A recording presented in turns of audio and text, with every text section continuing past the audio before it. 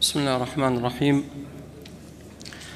الحمد لله رب العالمين، وصلى الله وسلم على رسوله الأمين وعلى آله وصحبه أجمعين.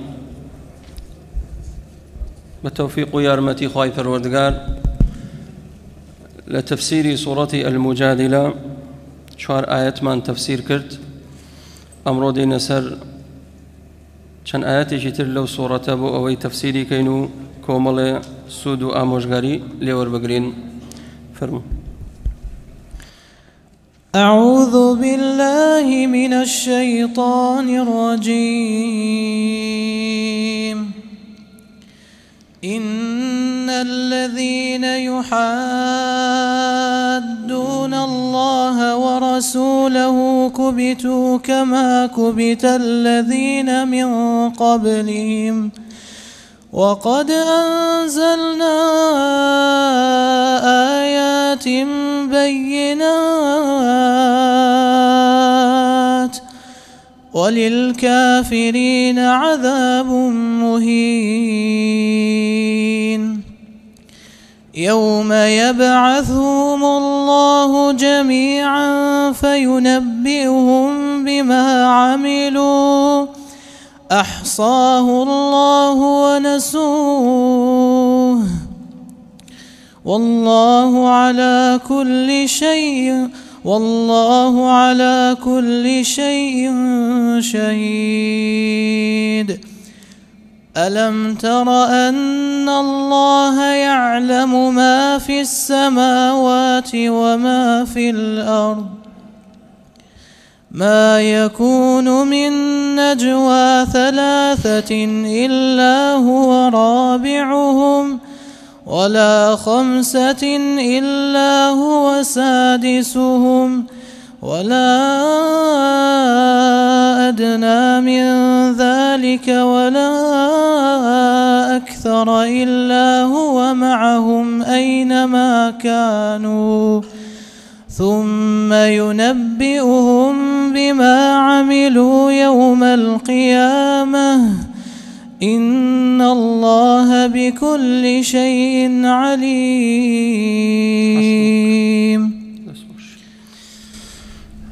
الحمد لله والصلاة والسلام على رسول الله وعلى آله وصحبه ومن والاه. بس ما نكرد لشوار آياتي درسي رابردومان كسرتاي سورتكيا خواي پروردگار لو چوار آياتا بومان باسي ظهار أحكام كاني ظهاركات كبومان دركوت هر كسيك بخيزانكي بلي تو وكو دايك مواي يعني وكو خشك مواي أم كلميتيا إثما يعني إثمنيا إثما لقال وشا خواي پروردگار فيموي زورا كواتا درويو چونك إن أمهاتهم إلا اللائي ولدنهم أوانا نابنا دايكي أوام بلكو أوانا خيزان تانن. وباس ما انكروت ما بترتيب كفاري ظهار بترتيب چيا يكم تحرير رقبة بلى دوم صيام شهرين متتابعين دومان لسريك بالرجوبيت أي كنتواني بالرجوبيت دبي شخص فقير تيركي أما كومل أحكام بو سبارد لبوتشوار آياتي أحكام ظهار باس مانكرت تباشان دا خواي پروردگار فرمي إن الذين يحادون الله ورسوله كبتوا كما كبت الذين من قبلهم. يحادون الله ورسوله مفسرين فرمون يعني شاقوا الله ورسوله. الحد يعني شون أوتري هذا في حد وهذا في حد آخر. إستاقر شاخي بكيت دوكرتو أمان حديك أوشان حدي ترى يعني كاتك بباوران مشركين أشنا سنجريك دجي خوا وبيغمري خوا أجنجن. إن الذين يحادون الله ورسوله يعني كخوا وبيغمري خوا لا يقبن أو نشنا لا يشتروا دجي خوا وبيغمري خوا دجنجن كواتا إن الذين يحادون الله ورسوله أي الذين شاقوا الله ورسوله وعاندوا واستكبروا أواني كوا دجايتي خوا بيغمري خواكن صلى الله عليه وسلم ولكاتيك دا تكبريان هيو عناديكن إن الذين يحادون الله ورسوله كبتوا كما كبت الذين من قبلهم كبتوا واتا زليل بون سرشور بون رسوا بون هر وكو چون أمتاني بيش خوشيان أواني كوات جايتي خوا بيغمري خوايان صلى الله عليه وسلم أوانش زليل بون أوانش سوق بون أوانش رسوا بون أوانش بهلاك چون كبتوا كما كبت الذين من قبلهم تماشاكا فعلك بمضارع هاتوا إن الذين يحادون لباشان دا جواب جزاك بماضي هاتوا فرموي كبتوا فعل ماضية فعلك بمضارع هات جواب جزاك بماضي هات زاناني تفسير وزاناني لغة عربية فرمون أميان بو يقين دلنيائية يعني بدلنيائي يقين تانهبه أواني كوا دجايتي ديني خواي قوراكن دجايتي خوا بيغمركيكن بدلنيائي تحقيقا سوك رسوابا لدنيا خواي قورا سرشور يانكا زليل يانكات هر وكو چون أمتاني بيش خويان خواي قورا لناياني بدو بهلاك يعني بدو سوك رسوابون آية أمتاني بيش إما خواي قورا لناياني نبرت بيقومان لناياني برت ألم نهلك الأولين ثم نتبعهم الآخرين كذلك نفعل بالمجرمين خواي تعالى فرعوني لنا وبرت عادي لنا وبرت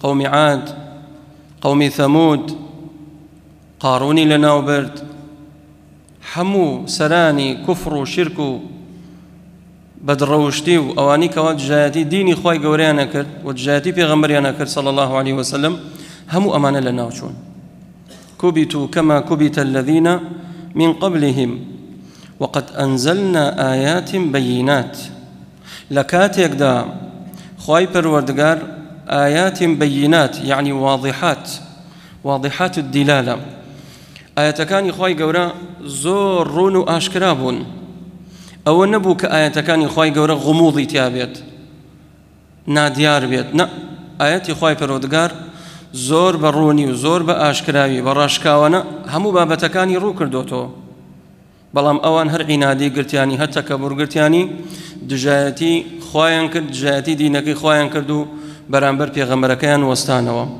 دو جور آيات مانية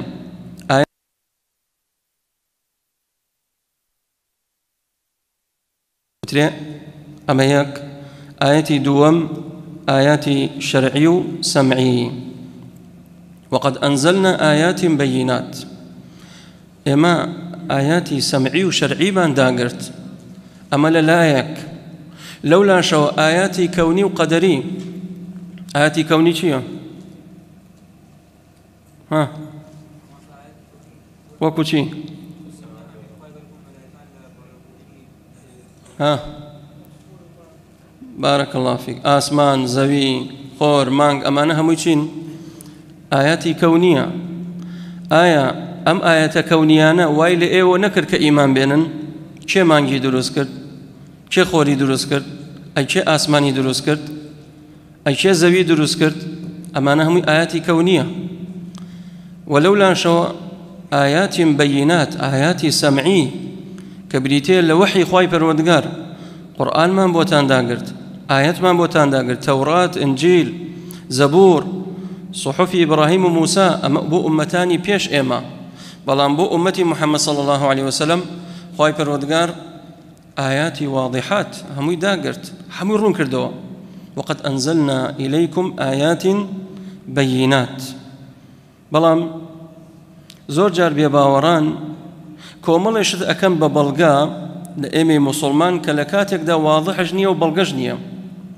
بو نمونا أو نظريي كوالناو ملحدين وبيباوران نظريي داروين نظريك چییە؟ أو نظرية چییە؟ ها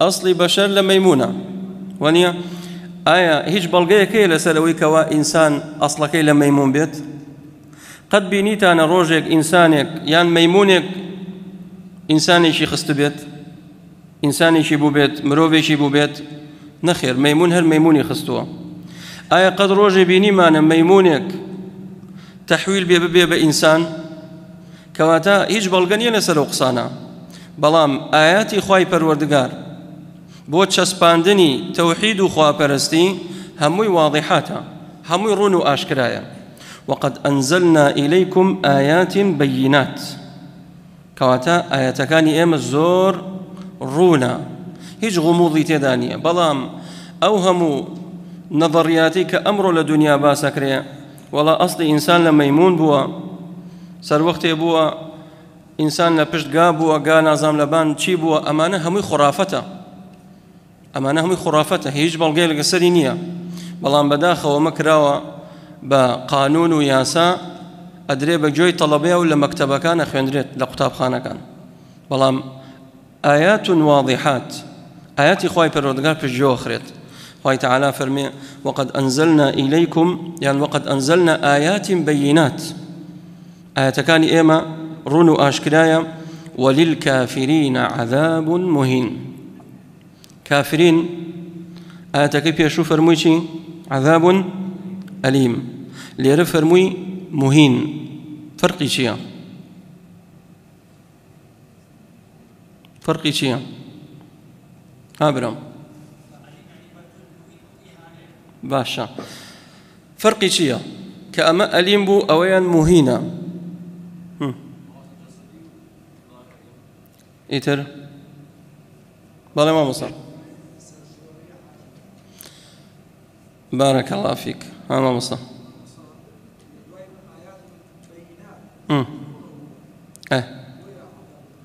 كواتا عذاب خوي هر ناخوشا سزاد بدن ناخوشا أو جاء أليمج بيت يعني شي بآزارج بيت أو جاء ورا مهينج بيت إهانج بكري لقليم شون ئێستا کەسێک سژ نەکرێت کابرا بە سەربەرزی سژ نەکرێ وەکو ئیمامی ئەحمەد لەسەر چی گیرا ئیمام ئەحمەد لەسەر خەڵقی قورئان وتیان ئیلا بێ بڵێ قورئان مەخلووقە ئەگەر نەڵێ مەخلووقە لە سژ نەمێنیتەوە بگرێ ڕەنگە ئیدامشت بکەین وتی نەخێر قورئان مەخلووق نییە کەلامی خوای پەروەردگارە ئەو سژنەی ئیمام ئەحمەد ئیهانە بوو یان سەربەرزی بووبووی ئەوە سەربەرزیە باشە ئەگەر یەکێک بێنن سژنیکەن کاکە لەسەر چی گیراوی وەڵا لەسەر نێربازی ئەی تۆ لەسەر چی گیراوی وەڵا من لەسەر ئەوە گیراوم پەلاماری ئافرەتێکم داوە ئەی تۆ وەڵا من لەسەر دزی گیراوم ئەمە چی ئەمە زەلیلە ئەمە سووک و ڕسوایە ئەو کەسە مهانە وللكافرين عذاب مهين يعني ورا تو بجتناو عذابه سزا بدريتو بسوتي لناو آقري جهنم لقل سزاكيا تشيشد بو هي سرشوري زليلي بو چونك كفري هالبجارت دس برداري إيمان بو وللكافرين عذاب مهين كافروا بباوران لقل أويك سزا ددرين لناو آقري جهنم في عمد ممددة تو لناو جهنم السجنة وەکسجن وایە تەواو ئیتر بۆت نییە هەر بجوولەیتەوە لە ئاەتەکەی سوورەتی فورقانە فەرمێ لە ناو جەهەنەمە وەکو بزمار داکوترێ سەی ئەم جۆرە تەعزیبانەکە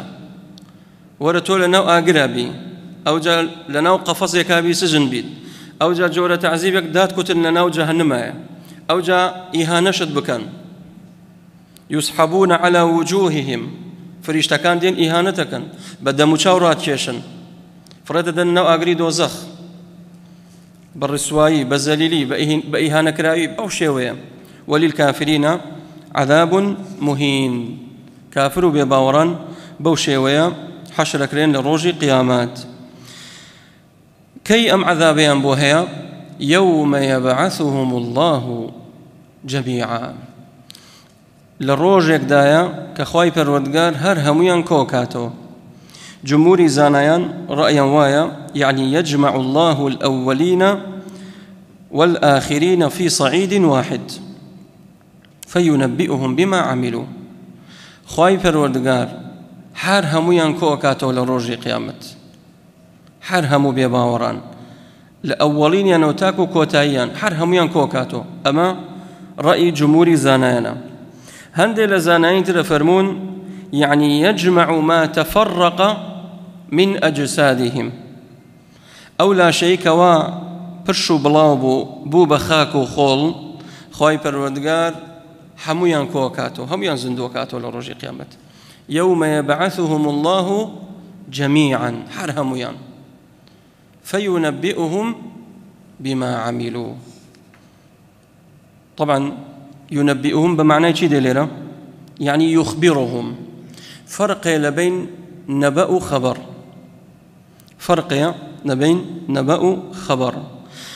كل نبأ خبر وليس كل خبر نبأ. همو نبأك خبرا بلا مرجني همو خبرك نبأ بها. يعني كلمين نبأتان بس يدل على ماذا؟ بلغي لسر أو خبر له شأن. سخوي تعالى باسي قيامتك عما يتساءلون عن الخبر العظيم يعني النبأ العظيم، عن النبأ العظيم كواتان نبأ له شأن شتيك جي باسا جي تيرامانا. بوي خوي تعالى فرمي فينبئهم بما عملوا، نيفرموا فيخبرهم. خو نبأ هرب معناه خبر ده بلام أم خبرتشيا خبرش جرينجا بويا جوتاني براخا فينبئهم بما عملوا. خواي پروردگار خبريان بي أدات سبارت بو كردوي كوال دنيا كردويانا. فينبئهم بما عملوا أي فيخبرهم بالذي صنعوا من خير وشر. چيان كردو لدنيا خير وشر. خواهي قوله همويان همو خبر كان داتي تو أود كرد أود كرد أود كرد أود كرد خيرت كرد شرت كرد اللي رزينات كرد اللي علاقة خواردو اللي أونا خيرت كرد اللي أونا شاكت كرد اللي أونا نيوجد كرد كواتا فينبئهم بما عملوا أحصاهم الله يعني أحصاه الله ونسوه. خواهي تعالى سرجميري كردوا هموي نسراوته ونبي كسيك هاتبي خبري دابيت خواهي قورا نا بو خوي تعالى كوتا تكافر مشي والله على كل شيء شهيد. شهيد يعني شيء يعني شيء الله فلان كس شاهد بو لمحكمة يعني شيء يعني آماد بو كواتا فلان كسات شاهديدا واتا آماد بو يعني كاتك أوان كرد وكان ينكر خوي يقول ظلم لناك خوي يقول آماد بو شاودير ورقيب بسريان. والله على كل شيء شهيد أحصاه الله ونسوه. خواهي قورا كردوكاني أواني سرجمير كردوا إنا كنا نستنسخ ما كنتم تعملون. أويك إيوه كردوتانا للدنيا حموما استنساخ كردوا. إساقر ورقيق بينيت بتشي بولاي استنساخ يبلي بوم استنساخك نقطة رشج لسر أو ورقة سبيه بدركاينا كوبيك استنساخك حقينية حرفي تابي نقطة رشي تابي حموي استنساخكات لروجي قيامتش إيما كردوكان إيما همو استنساخ كراوا. فمن يعمل مثقال ذرة خيرا يره ومن يعمل مثقال ذرة شرا يره. خير كي شر كي مثقال ذريك والله لروجي قيامة خوي تعالى أحصاه الله ونسوه. خوي يقولها همو يسرجمير كردوه هلي كردوه في كتاب لا يضل ربي ولا ينسى. ظلم لعبدكاني ناكا ولا بيرشي ناچيتو. أحصاه الله ونسوه. بلام عبدكاني خواهي قرتها ونكان لبير كردو. إما زوجة تاونا كين رنگ دواي ساعات لبير مامچيتو. يعني بو دور روشتر بو حفتيتر تاو. قالين تاو خواهي قرل لبير مانشو إن شاء الله ليمان خوش بيت. بلام خواهي تعالى أحصاه الله ونسوه. أو إيوه لبير تانشو. بلام خواهي پروردگار وما كان ربك نسيا. خی گەورە لە بیری ناچێتەوە. هەمووی سەرژمێر کردووە، ئاماری کردووە، ئیحسای کردووە، نووسێتەوە، تۆمار کراوە. ئەحصاه الله ونسوه والله على كل شيء شهيد. خی پەروەردگار ئامادە بوو کاتێک ئێوە ئەو کردەوەیەتان کرد. بۆیە فەرمووی ئەی لا يغيب عنه شيء ولا يخفى ولا ينسى شيئا. خی پەروەردگار هیچ شتێکی لێ ون نابێت، ئەوەی کەوا دیارە لێی ون نابێت، ئەی ئەوەشی کەوا لە خەفاء ئەکرێت لە نادیاریە ئەوەشی لێ ون نابێت. هەر بۆیە دوا بە دوایم ئاەتا فەرمێکی ئەلەم تەڕە أن الله يعلم ما في السماوات والأرض ما يكون من نجوى ثلاثة إلا هو رابعهم. نابينيت أم رؤية ألم ترى دوجور رؤية مانية، رؤيك مانية علمية، رؤيك مانية بصرية. اللي رمى بستي رؤية علمية، اللي رمى بستي رؤية علمية، نك رؤية بصرية.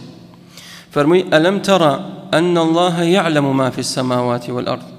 نابيني خی پەروەردگار ئاگای لە هەموو شتێکە، ئەزانێت چی ڕوئەدات لە ئاسمان و لە زەوی.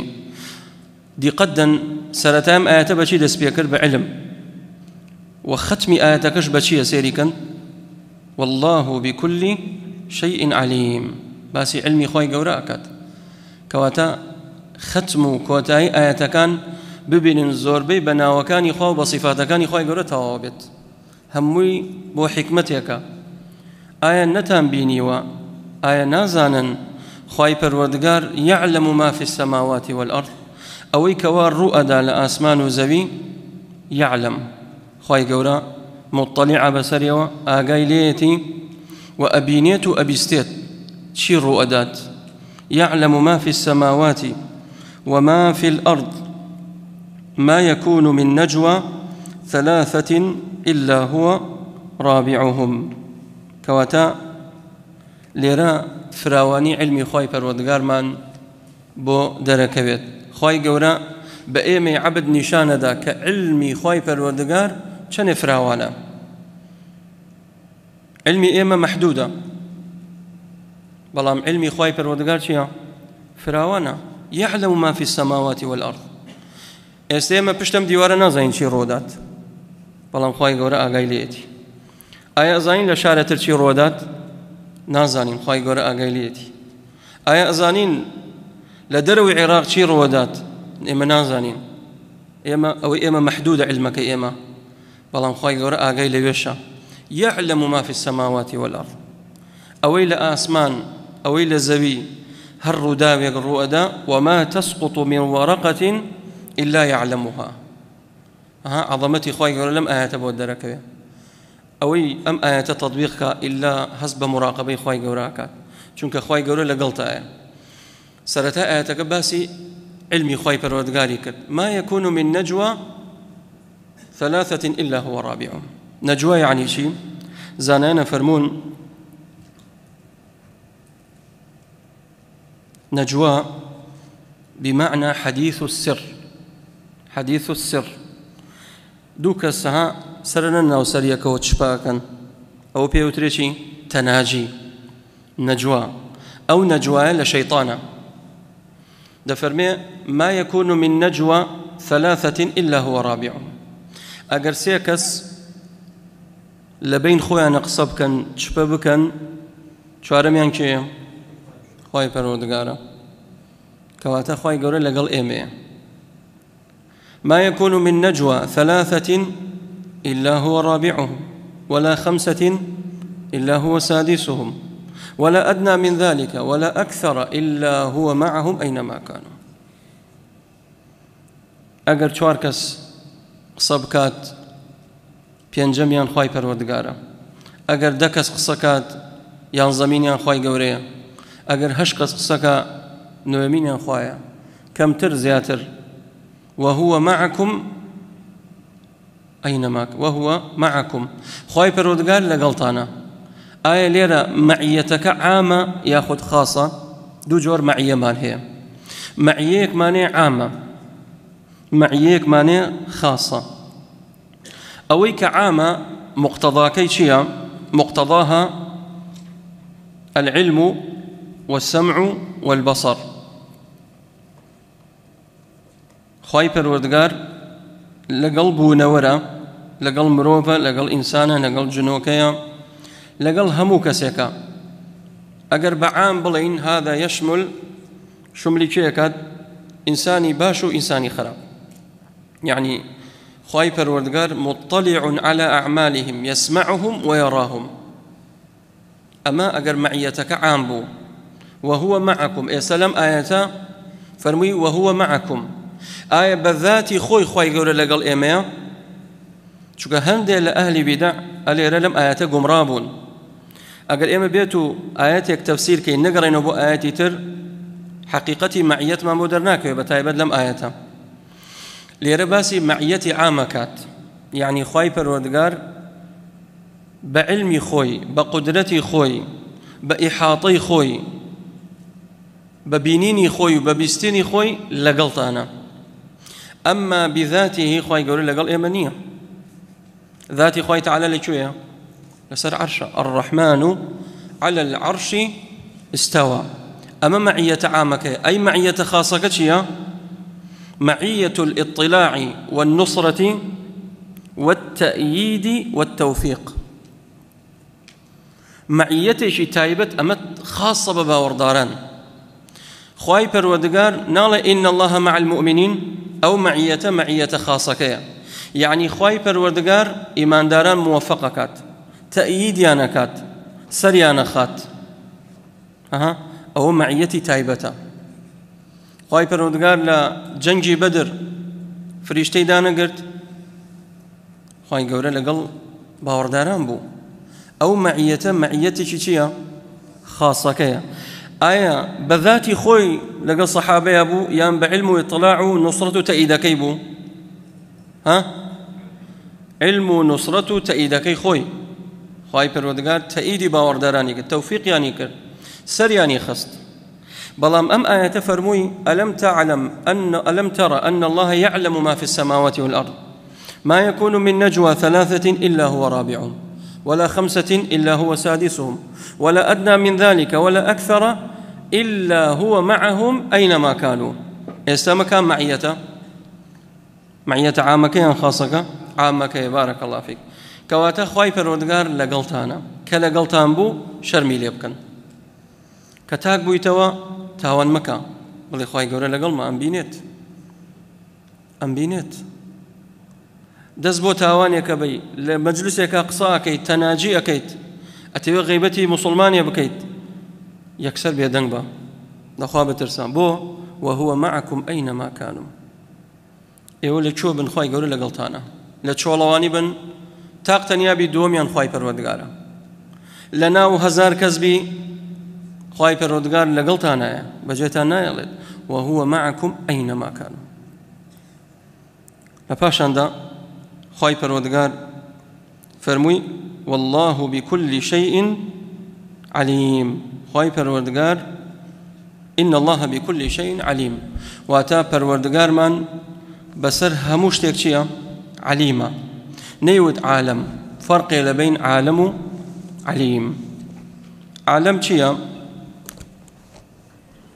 عالم اسم فاعله عليمش زانانا فرمون صفة مشبهة دلالة لسر شيء لسر مبالغة.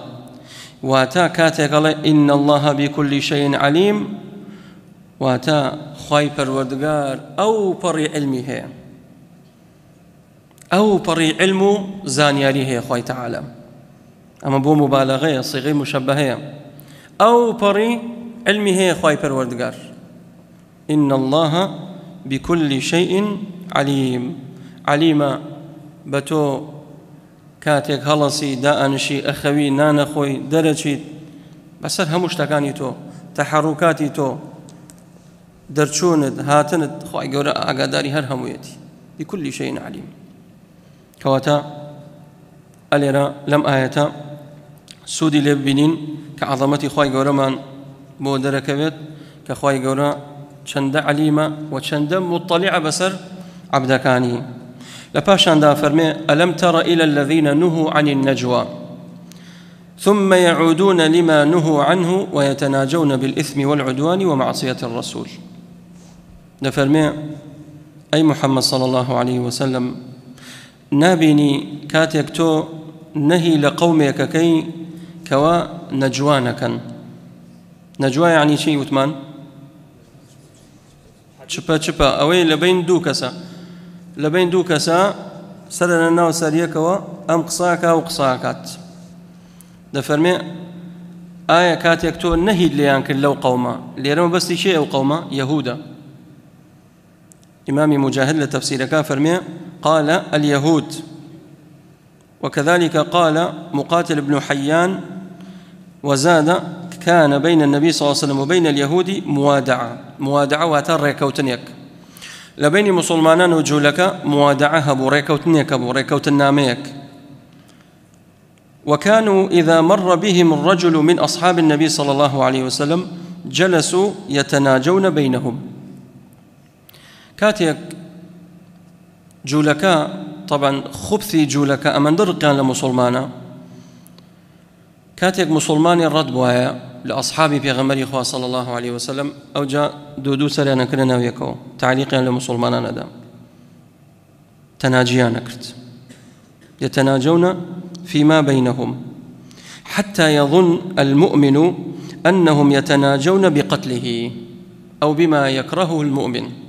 حتى هو مسلمانا أزاني يهود شون بلان دانان كان رقيانا مسلمانا لقل أوشان ريكوتن هي بلام هالترسيانية اليهود كاتي سريانا كرنا ويكو قصيانا كر بدزيكوا تناجيانا كر يكسر مسلمانا شي لدل يدرسبو يثير الشك في القلوب في أنفسهم يكسر يد والله أمانة بلان دانان بوي من لنا وبرن رنگا بياني بمان كجن رنگا بياني هلكت نسر مان رنگا بياني تعدا مان ليكن تعدا لخيزان مان كن لناموس مان كن خوي تعالى آياتي داقرت كاتك أمر رويدا بيغمري خواه صلى الله عليه وسلم نهي كرت وتي أمر ريكوت النامة هلا بين مان بو أش سركن الناو سريكو وبدزيكو وقصاكن بو الزانان فرمون نجوى مبدأ كل شر أصلي همو شرك لنجوى ودس بيكات استبرو لاي خوارج لاي تكفير كان برو لاي تبديع كانش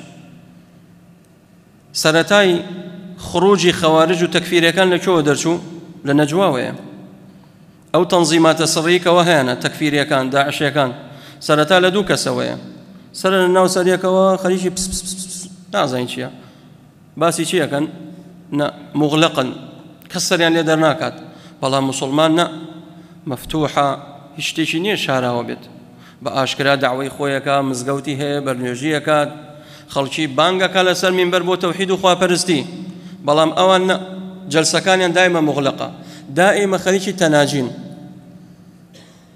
بو أوي مسلمانان لكدار كانوا ناشرين كان ودائما بلان وتخطيط عن بوشي أبو ناشرين كرني مسلمانانا بو يفرموشي ألم تر إلى الذين نهوا عن النجوى نهيا ليكرا بلام ثم يعودون لما نهوا عنه بلام دعاي قرانوا يعني بردوان بولنا سروتاوانا ويتناجون بالإثم والعدوان ومعصية الرسول تناجي كان شيبوا أمس يعنبو إثم وعدوان ومعصية الرسول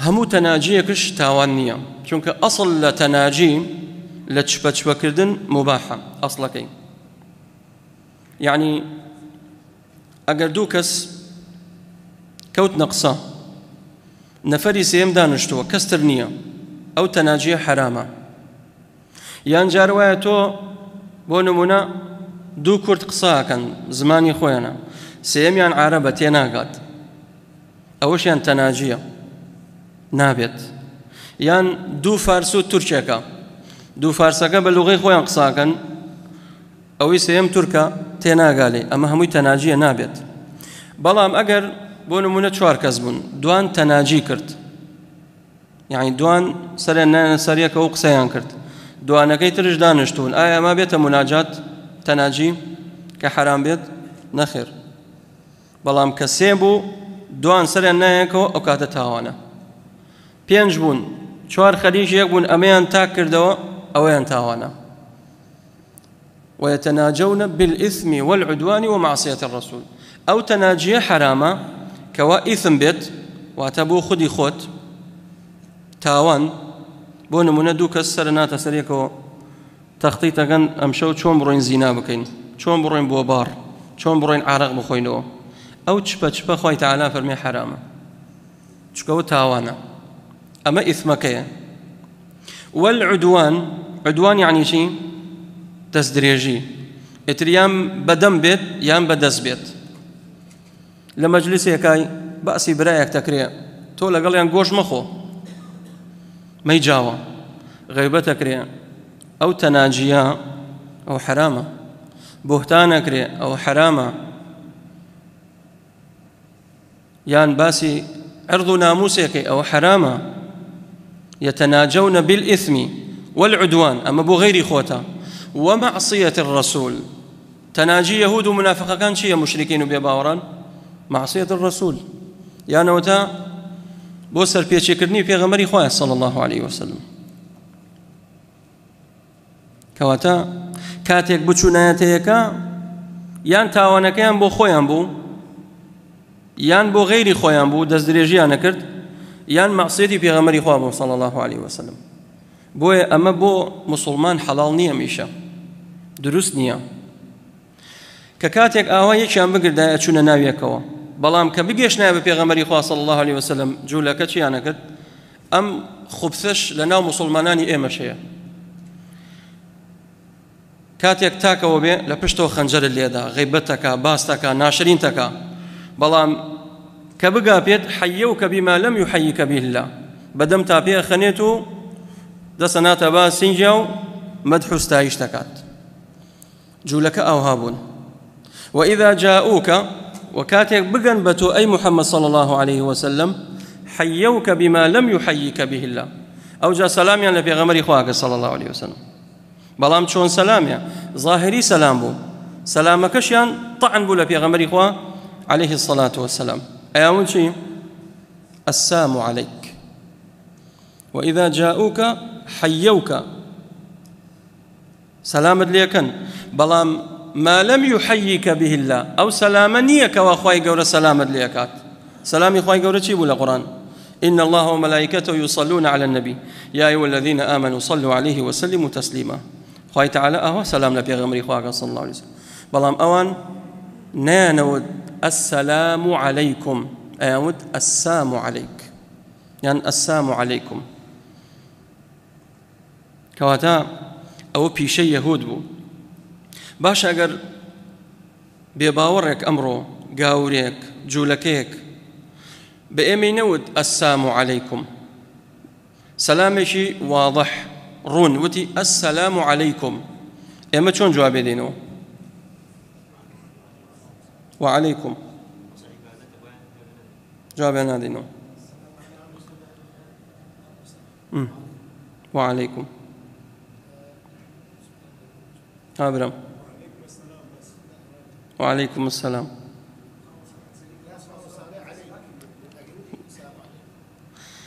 أقوتي السلام عليك بلام أو نالي السلام عليك بونا منا كابرا موظفة لشونك مسيحية لغليتي نصرانية نالي السلام عليك علي السلام عليك شيخ بن عثيمين رحمة الله يقول لي دفرمي ما دام سلامك واضح وكم مسلمان لك جوابي درو بل وعليكم السلام علي وعليكم السلام بلام كوتي السلام عليك علي وعليك كوتي مردن بو ايوا سام يعني شي مردن تياچون بو ايوا كاتي كوملك لجولك دان بقت بيغمري خوا صلى الله عليه وسلم دايك عايشش دانشتبو وتي السلام عليك بيغمري خوا صلى الله عليه وسلم فرمي وعليك دايك عايشة فرمي شي وعليكم السام واللعنة وتي مردن وتياچون بو ايو لعنتي خواشتان لبيت بيغمري خوا صلى الله عليه وسلم فرمي اي عايشة وانا بيت او وتي السلام عليكم مردن بو ايو تياچون بو ايو توج لبرانبر هر اونا جوابي درو امج لموطني ردا كاتێک ویستمان ڕەدی ئەهلی بیداعش بدەینەوە، ڕەدی نەیارانی ئیسلامش بدەینەوە، نابێتە جاوزکەین لە بەرامبەرە. فإن اعتدوا عليكم فاعتدوا عليه بمثل ما اعتدوا عليكم. ئەگەر کەسێک اعتیدای کرد، هەڵەیەشی کرد لە بەرامبەر و مقابلە وەکو خۆی، زیاتر نا. ئەو بە منەڵێ تیا بچی، منش ئەڵێم تۆ خۆت تیا بچی، تەواو زیاتر ناڵێم. بەڵام ئەمڕۆ ڕەد و ڕدودی جەماعەتی تەجریح چی لێ هاتووە؟ غولاتی تەجریح و تەبدیع لەگەڵ باس دەکەن، ئیتر حتا سەر ئێسقانەی بن، جنێوت پێدەن، ناشرین تەکەن، سووک تەکەن، لە فەیسبوک بڵاوێکەنەوە، لە کاتێکدا ئەمە مخالفەی حەدیسی پێغەمبەری خوایە صلى الله عليه وسلم. ئەو مخالفەیە کە ڕەدمانشدایەوە ئەبێ ئادابی پێغەمبەری خوا صلی الله عليه وسلم بزانین. فەرمی وعەلەیکە السام، تاو ئیتر نە جنێوە دەم، نە لەعنەتە نێرم، نە قسەی ناشرینەکەم. ئەو جا بڕۆ سێر کۆمێنتی فەیسبوک کە ئەمڕۆ هەروە خەڵکە و جنێوەدا و سوکایەتی و قسەی ناشرین، ئەمانە هەمووی مخالفەی پێچەوانەی ئەم حەدیسانەیە. وإذا جاءوك حيوك بما لم يحييك به الله ويقولون في أنفسهم لولا يعذبنا الله بما نقول. أو جال نفسي خويان أمجدو تفسيري هي تفسيري كم يعني يقول بعضهم لبعض سرا، أو جا دودو بالسري وبنهيني أهود كاتي أيامود السلام عليك يا نبي، أو جا بنهيني لنا أخوانا أكوت نقصا باش أخو أجر أمر راس بي وحقيقتها بي محمد حق بي إما ألين مردن بوتو تياتشون بوتو لولا يعذبنا الله بما نقول. أي باش أبو خواي قر إيما لنا ونابات، أما كي وايود يهود لولا يعذبنا الله بما نقول. أما تفسيري يكم تفسيري دوم في خاصة نفسه، يعني يحدث نفسه. كاتك أيود السلام عليك يا نبي، أو جال نفسي خوي تماشاي خوي كرت أيود أجرما بيغمر بي أو حق بي أي خوي يقول بو مني لنا ونبرت كواتا محمد حق نية شيطان ليو في الله اللي كردبو. لولا يعذبنا الله بما نقول، أي بو خوي يقول إيما لنا ونابات.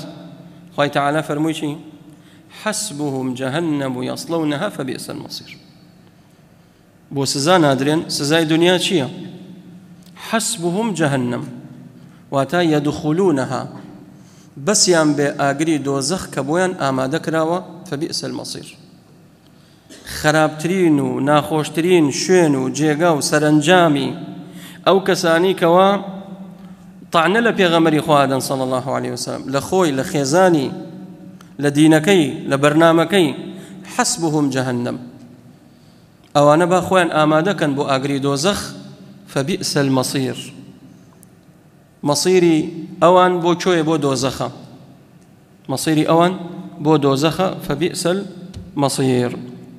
نباشان دا خوي تعالى فرموي يا أيها الذين آمنوا إذا تناجيتم فلا تتناجوا بالإثم والعدوان ومعصية الرسول وتناجوا بالبر والتقوى. أو جاء أي باورداران أجر إيو مناجاتان كركواتا همو مناجاتك حرام نية، هندي مناجاته مباحة، بلا متمن دبي أقداري تشيبين إثمي تيانا بيت، معصية الرسول تيانا بيت، عدوان شي تيانا بيت، إثم وعدوان ومعصية الرسول.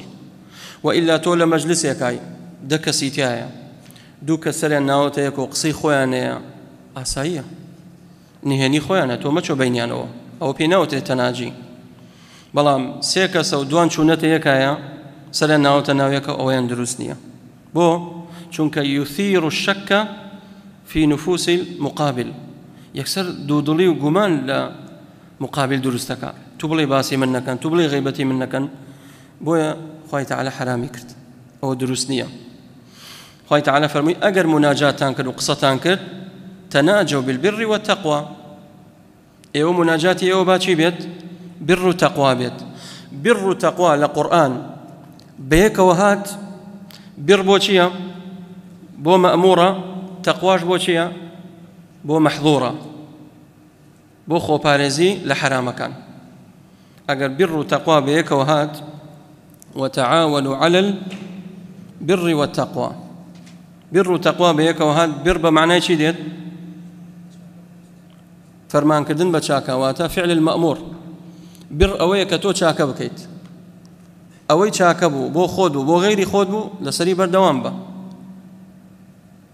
ئەو جا تەقواش خۆت لە حرامەکان بپارێزە. ئەوەی مەعسیەت و تاوان و غەیبەت و بوهتان و دەست درێژی بوو هەموو لەمانە خۆت بپارێزە. وتناجوا بالبر والتقوى واتقوا الله الذي إليه تحشرون. وتقوى خوا بكن ئێوە بۆ لای خوایەکە گەڕێنەوە کەوا سەرنجامی ئێوە هەمووتان دەگەڕێنەوە بۆ لای خوای پەروەردگار. حشر و نەشری ئێوە بۆ لای پەروەردگارە. إنما النجوى من الشيطان آخر آية شرحية إنما النجوى من الشيطان ليحزن الذين آمنوا وليس بضارهم شيئا. دفرمي نجوى لچيا لشيطانا كواتا أودو كسي كوا چپا چپا كنو باسي خلشي أكنو قصل ستاوانا كان ما مصاكين كيا شيطانا. إنما النجوى من الشيطان. أما تفسيرك تفسيري ترى فرمي الرؤيا المزعجة أويك وخوينا خوش بينات. إنما النجوى من الشيطان أويك وخوينا خوش بينات بتايبت شوان دا الله شيء أترسي خوي تعالى فرمي أول الشيطان. أكا كسي خوينا خوش بيني يكسر تفكات لاي دستي شبي استعاذاكات باشتر جواي هستيت دزنيو جلب قريو دور كاد نيوج بكات. أفرمي إنما النجوى من الشيطان. أم قول شيء بلام قول صحيح راسك كامية أو نجوى ما بس شيء حديث السر أو كسيكوا دوكسا أشنا ناويكوا تنظيمات سري وقصيدني هني خويانا كان. إنما النجوى من الشيطان أو الشيطان ليحزن الذين آمنوا. بو أوي باورداران شي لبكن توشي خموشيان كان حزن ناخوشيش دڵی ئینسانی باوەڕدارەوە بەڕاستی. تۆ لە مەجلسێکای یعنی چی هەمووی سەریگرێت ناوێکەوە ئەمشان بە تاق تەنیا بەجێهێشتووە کابرا دڵێکی لە خۆی شتێکە بینێ ئەڵێ وەڵای دیارە باسی منەکەن. بۆیە ئەوە لە شەیطانە. ليحزن الذين آمنوا بەڵام خوای تەعالا موژدادا فەرمێ وليس بضارهم بەڵام ئێوە دڵنیا بن ناتوانن زەرەرتان پێ بگەن إلا بإذن الله إلا ئەوەی کە خوای گەورە ئیزنی لەسەرە. وعلى الله فليتوكل المؤمنون. بۆ ئەوەی ڕزگارتانش بێت پشت بەخوای گەورە ببەستن لە قسەی سڕی و نهێنی دوژمنان مەترسن پشت بەخوای گەورە ببەستە ئیلا خوای گەورە سەرتەخا و دوژمنەکانشتان زەلیل ئەکات. وعلى الله فليتوكل المؤمنون. تا ئێرە بەس بێ ئینشاء الله دەرسی داهاتوو تەکمیلەیەکەین داواکەین لە خوای پەروەردگار بە ناوجوانەکانی و بە صیفاتە بەرزەکانی رحمان بيبكى وأخيري هملاك ما خيرك. وصلى الله وسلم على نبينا محمد.